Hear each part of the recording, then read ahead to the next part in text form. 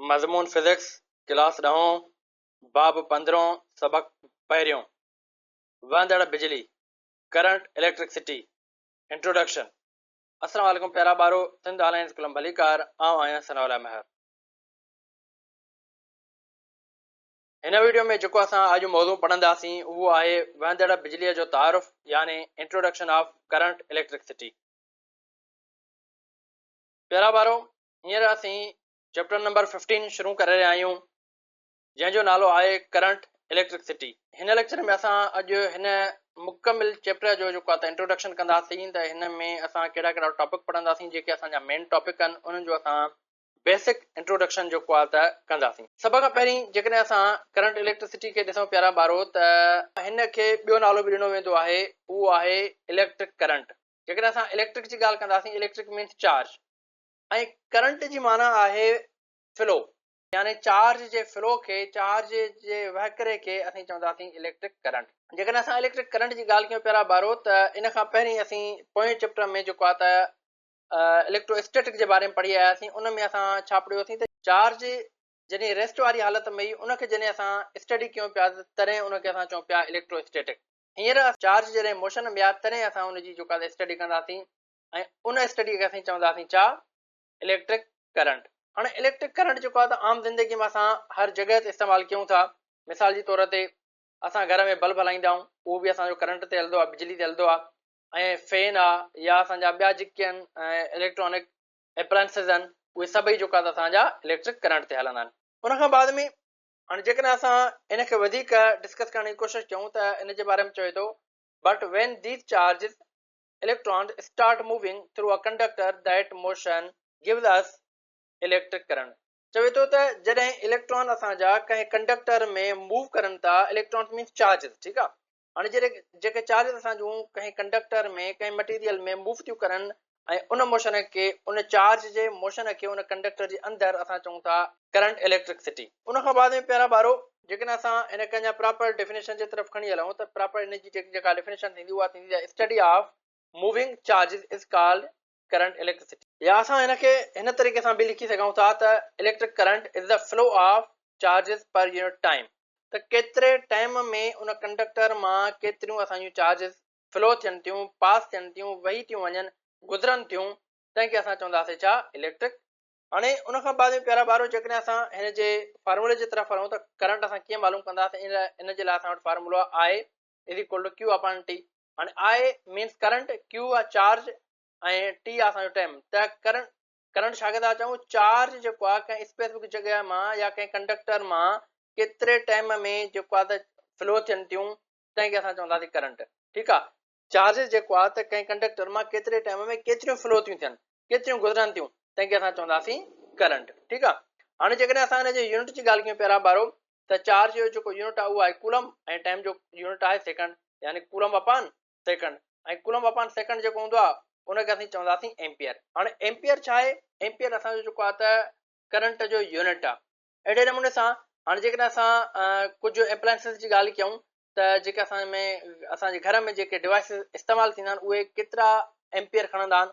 मिसाल जे तौर ते जेकॾहिं असां वटि हिकिड़ो पखो आहे ऐं पखो हले थो त पखो असांजो घणा एम्पियर खणंदो, एप्रोक्सीमेट जेको आहे त 1 एम्पियर खणंदो आहे पखो, ठीकु आहे।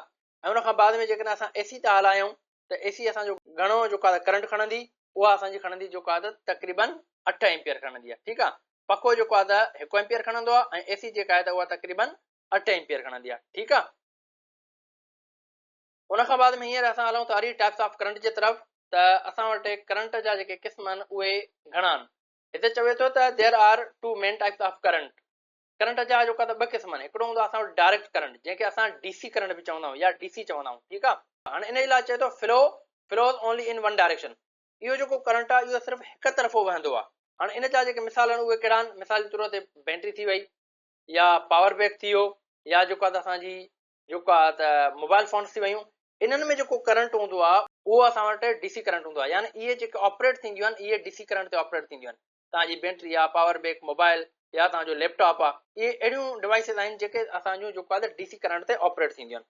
उन खां बाद में सेकंड जेका टाइप आहे करंट जी उहा आहे वरी असांजी अल्टरनेट करंट, जेके असां एसी या एसी करंट बि चवंदा आहियूं। इहो करंट छा आहे, इन जे लाइ चए थो चेंजिस डायरेक्शन पेरियोडिकली, यानी हीउ करंट जेको आहे त बार बार पंहिंजो तरफ़ या वहकरो तब्दील कंदो आहे। इहो करंट असां किथे इस्तेमालु कंदा आहियूं, जेका असां वटि आम बिजली हूंदी आहे, जेका असां घरनि में हलाईंदा आहियूं, जंहिंमें असांजी जेका त फ्रिज हलंदी आहे, असांजी डायरेक्ट एसी हलंदी आहे, या उन खां बाद में असांजो जेको आहे त मोटर हलंदो आहे पाणीअ वारो, या खोड़ सारियूं ॿियूं बि जेके शयूं आहिनि असां जूं उहे जेको आहे त इन करंट ते जेको आहे त हलंदियूं आहिनि। हाणे या खणी ईअं चऊं त जेको असांजो करंट जेको आहे त ट्रांसफार्मर मां ईंदो आहे, या जेका बिजली असांजी ट्रांसफार्मर मां ईंदी आहे, उहो असांजो अल्टरनेट करंट हूंदो आहे। ठीकु आहे, हाणे इन में असांजा जेके त होम अप्लायंसिस बि थी विया, या उन खां पोइ असांजूं जेके इंडस्ट्रीज़ आहिनि जेके वर्क कंदियूं आहिनि, उहे असांजो जेको आहे त एसी करंट ते वर्क कंदियूं आहिनि। ठीकु आहे,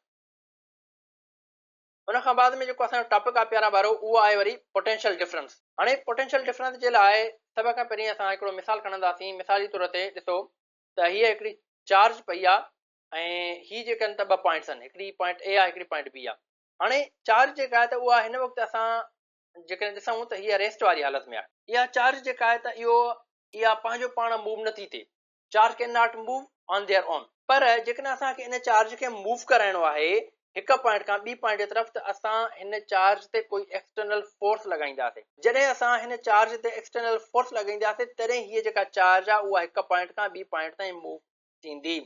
अदरवाइज चार्ज हमेशह उन पॉइंट ते पंहिंजे ते मौजूदु हूंदी, कॾहिं बि मूव न थींदी। हाणे इहो जेको फोर्स असां लॻायूं था, इनखे छा था चऊं, चए थो this driving force is provided by potential difference voltage. हाणे इन फोर्स खे असां छा था चऊं, जेको आहे त वोल्टेज। ठीकु आहे, हाणे जॾहिं असां फोर्स लॻायोसीं ए पॉइंट खां, इहा चार्ज असांजी बी पॉइंट ते वई। ठीकु आहे, हाणे हिते जेको इहो फोर्स लॻो, हाणे इन फोर्स खे असां छा था चऊं, वोल्टेज, या असां इनखे पोटेंशियल डिफरेंस बि चऊं था। हाणे उन खां बाद में हाणे हिन जी प्रॉपर जेकॾहिं असां डेफिनेशन ॾिसूं प्यारा ॿारो, त प्रॉपर डेफिनेशन इन जी छा थींदी, इन लाइ चवे थो the work done in moving a unit charge from one point to another. चवे थो त हिकु असां वटि चार्ज आहे जंहिं ते असां कमु था कयूं हिक पॉइंट खां ॿी पॉइंट ताईं। ठीकु आहे, उनखे पहुचायूं था, उनखे ट्रांसफर था कयूं हिक पॉइंट खां ॿी पॉइंट ताईं। उन ट्रांसफर थियण वक़्तु जेको उन चार्ज ते कमु थो थिए, उनखे असां छा चवंदासीं, पोटेंशियल डिफरेंस। इन जो जेको फॉर्मूलो आहे उहो आहे V is equal to W upon Q। ठीकु आहे, V छा आहे, V ज़ाहिर कंदी आहे पोटेंशियल डिफरेंस खे, W जेको आहे वर्क आहे, ऐं Q असांजी चार्ज आहे। उन चार्ज ते असां केतिरो वर्क कयोसीं, जेतिरो असां वर्क कंदासीं उन चार्ज ते, ओतिरो असांजो छा थींदो, पोटेंशियल डिफरेंस वधंदो। तो अहिड़े नमूने सां जेकॾहिं हाणे हिन जे यूनिट जी असां ॻाल्हि कंदासीं प्यारा ॿारो, त वर्क जो यूनिट छा आहे, जूल, ऐं चार्ज जो कूलम। जूल अपॉन कूलम इहो बराबरि हूंदो वोल्ट जे। तो अहिड़े नमूने सां कहिड़ा असां वटि डिवाइसिस आहिनि जेके हिन चार्ज ते फोर्स लॻाइनि ऐं उन में पोटेंशियल डिफरेंस पैदा करनि। उन जे लाइ असां वटि जेको आहे त ॿ डिवाइसिस आहिनि। ठीकु आहे, हिकु असां वटि बैटरी ऐं ॿियो असां वटि सेल। इहे अहिड़ा डिवाइसिस आहिनि जेके छा कंदा, चार्ज में पोटेंशियल डिफरेंस पैदा कंदा। ठीकु आहे, उन खां बाद में जेको असां वटि ॿियो अहम टॉपिक आहे प्यारा ॿारो, उहो आहे असां वटि ओम्स लॉ, यानी ओम जो कानून। हाणे इन जे लाइ चयो वञे थो, in 1827 a German scientist George Simon Ohm discovered a law which relates voltage, current and resistance। चवे थो त 1827 में हिकु जर्मन साइंसदान जॉर्ज साइमन ओम उहो कानून दरियाफ़्त कयो त जेको वोल्टेज, करंट ऐं रेजिस्टेंस जे विच में तालुक ॾेखारे। इन जी जेका स्टेटमेंट आहे प्यारा ॿारो, उहा उन में चवे थो, Ohm's law states that the current flowing through a conductor is directly proportional to the voltage across it if the temperature remains constant। इन जो जेको फॉर्मूलो आहे उहो आहे असां वटि V is equal to IR। ठीकु आहे, हाणे मतिलबु छा थियो, करंट जेको आहे उहो डायरेक्टली प्रोपोर्शन कंहिंसां आहे, वोल्टेज सां। त जेतिरी असांजी वोल्टेज ओतिरो असांजो करंट। हाणे जेकर इन रिलेशन खे असां इनवर्स कंदासीं त करंट जेको आहे त उहो असांजो इनवर्स थी वेंदो कंहिंसां, रेजिस्टर सां। त जेतिरी असांजी रेजिस्टेंस वधीक हूंदी ओतिरो करंट असांजो घटि फ्लो थींदो, ऐं जेतिरी असांजी रेजिस्टेंस घटि हूंदी ओतिरो वधीक करंट फ्लो थींदो। ठीकु आहे, असां वटि जेको नेक्स्ट टॉपिक आहे उहो आहे असां वटि रेजिस्टेंस, यानी रुकावट। हाणे रेजिस्टेंस छा थींदी आहे प्यारा ॿारो, इन लाइ चवे थो त resistance is the property of a conductor that opposes the flow of current through it। चए थो त रुकावट उहा ख़ासियत आहे जेका कंडक्टर में करंट जे वहकिरे खे रोके थी। यानी कंहिं बि मटीरियल जी का ख़ासियत जेका करंट जे वहकिरे खे रोके, त उनखे असां छा चवंदासीं, उन ख़ासियत खे असां चवंदासीं रेजिस्टेंस, यानी रुकावट। इन जो जेको यूनिट आहे उहो आहे ओम। ऐं उन खां बाद में प्यारा ॿारो चवे थो त every material has a natural property called resistance. चवे थो त हर मटीरियल में पंहिंजी हिकिड़ी कुदरती प्रॉपर्टी थींदी आहे, कुदरती ख़ासियत थींदी आहे करंट खे रोकण जी। के मटीरियल असां वटि वधीक करंट खे रोकींदा आहिनि, के जेको आहे त घटि करंट खे रोकींदा आहिनि। हाणे जेके घटि रोकींदा आहिनि, मिसाल तौर ते हुन में असांजो कापर थी वियो, आयरन थी वियो, जेको आहे त गोल्ड थी वियो या सिल्वर थी वियो, इहे असांजा जेको आहे त गुड कंडक्टर आहिनि, इहे घटि करंट खे रोकींदा आहिनि। ऐं उन खां बाद में वधीक जेके रोकींदा आहिनि उन्हनि में असांजो जेको आहे त प्लास्टिक थी वई, वुड थी वियो या रबड़ थी वियो, ठीकु आहे। इहे उहे मटीरियल्स आहिनि जेके करंट खे जेको आहे त वधीक रोकींदा आहिनि, उनखे पाण मां गुज़रणु न ॾींदा आहिनि। तो हाणे अगरि रेज़िस्टेंस जी असां ॻाल्हि कयूं प्यारा ॿारो, त रेज़िस्टेंस जो जेको फार्मूलो आहे उहो असां कहिड़े नमूने सां कंहिं बि मटीरियल में मालूम करे सघंदासीं। उनजे लाइ चवे थो R is equal to rho L upon A, ठीकु आहे। एल छा आहे, लेंथ आहे उन मटीरियल जी, ऐं ए छा आहे, उन मटीरियल जी एरिया आहे, ठीकु आहे। उन खां बाद में प्यारा ॿारो, तो नेक्स्ट असां वटि जेको टॉपिक हूंदो उहो हूंदो वरी कॉम्बिनेशन ऑफ रेज़िस्टर्स, यानी रेज़िस्टरनि जो ॻंढापो। इन में असां वटि जेको आहे त ॿ कॉम्बिनेशन अची थियूं वञनि, हिकिड़ी असां वटि सीरीज़ कॉम्बिनेशन ऐं ॿी आहे वरी असां वटि जेको आहे पैरेलल कॉम्बिनेशन। तो कैपेसिटर वारे टॉपिक में बि असां जेको आहे त इहे ई कॉम्बिनेशन पढ़ियोसीं, सीरीज़ कॉम्बिनेशन ऐं पैरेलल कॉम्बिनेशन, ठीकु आहे। मूंखे उमेद आहे तव्हांखे यादि हूंदो।